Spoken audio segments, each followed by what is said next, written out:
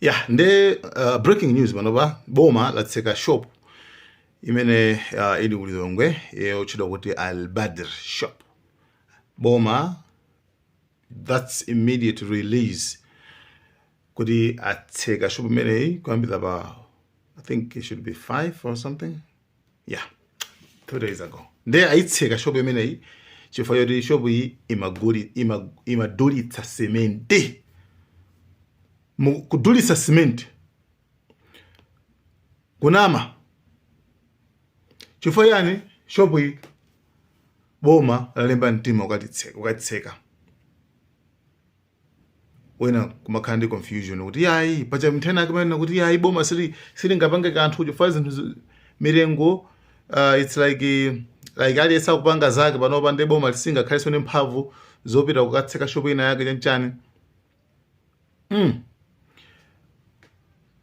Muwerenge report pa Malawi government pa page Facebook page ya Malawi government imene ndika ka blue tick mukawalenga bwino nkhani yonse imene alembera mukapeza mapoints angapo amene ali minimum.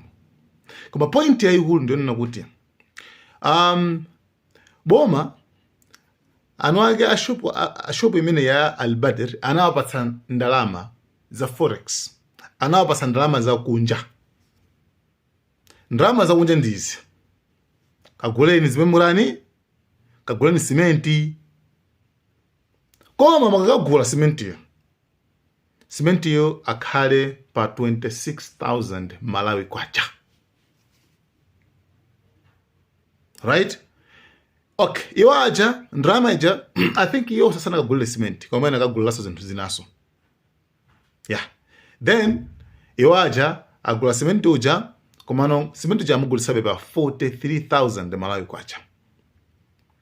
Ndeno boma lafika ulu banji kuti zikutheka banji mugulisa simenti pa 43,000 pamene ife forex tinakupatsani. Right? So here comes the problem. Tinayilongosola nkhani komano uundu umboni sopano wa zimene malongosola ziya kuti why zinthu zikutula ku Malawi. Nkhani sikuti ndi chani, nkhani ndi kusowa kwa forex basi. Zinthu zili bwino. Right? Kumayiko padziko koma vuto chifukwa Malawi boma kulibe forex, kulibe ndalama za kunja. Nde since mabanki kulibe ndalama za kunja, anthu akufuna atenge katundu, afuna aode katundu koma agwesa ntchito ndalama za kunja sangaodele makwacha. Apita ku banki kuja ndalama sakwirani sakuyipeza. Akwazo kuti kuno tilibe forex, kuno tilibe.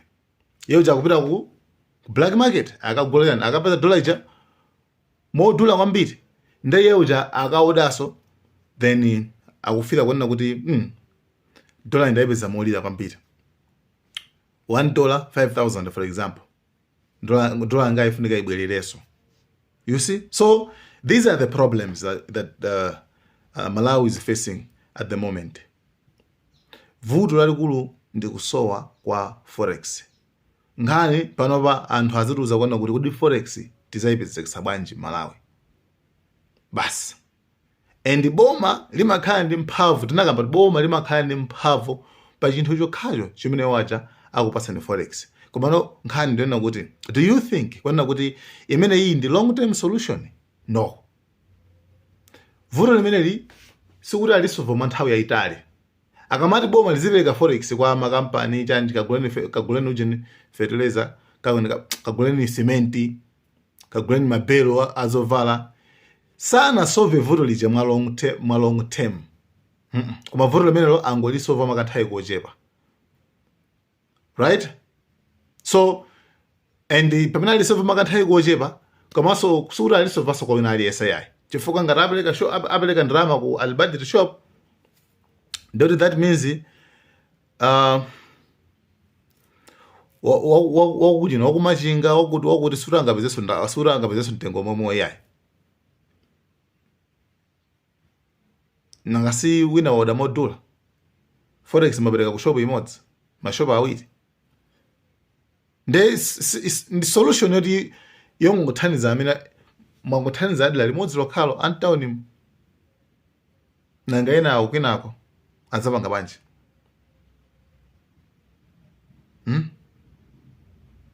Ndei palibe solution yaikulu tinanena mobwereza kuti papezeke forex ku banki basi. That's the only solution.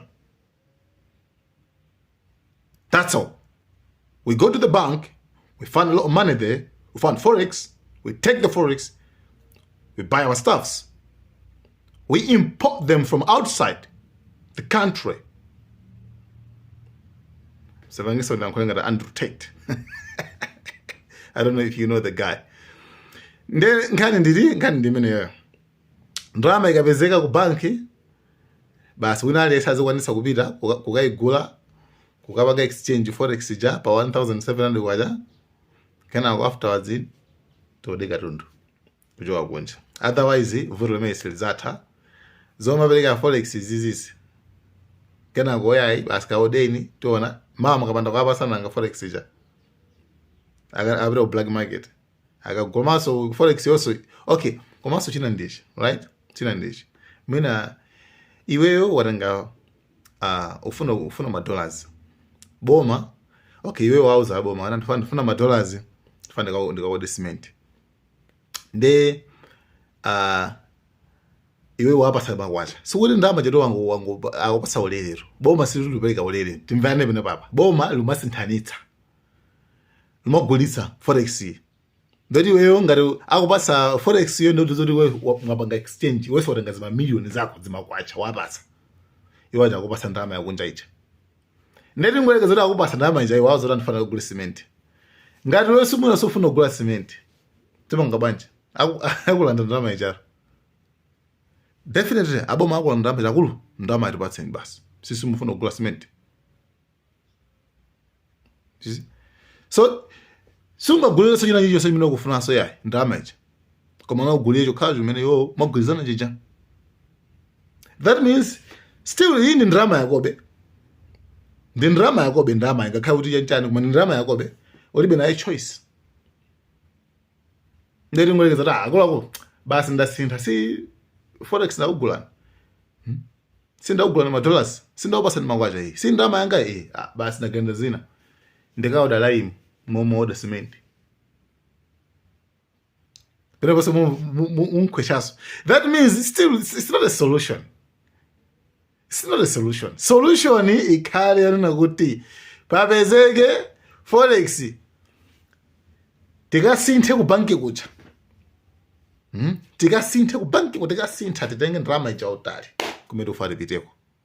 Tikaode zimene ufati udezo. Osati kuyana maliye. Cement chani then anyway apa shop yo atseka nditokata ndimene. Guys, thank you so much Malawi Cameras.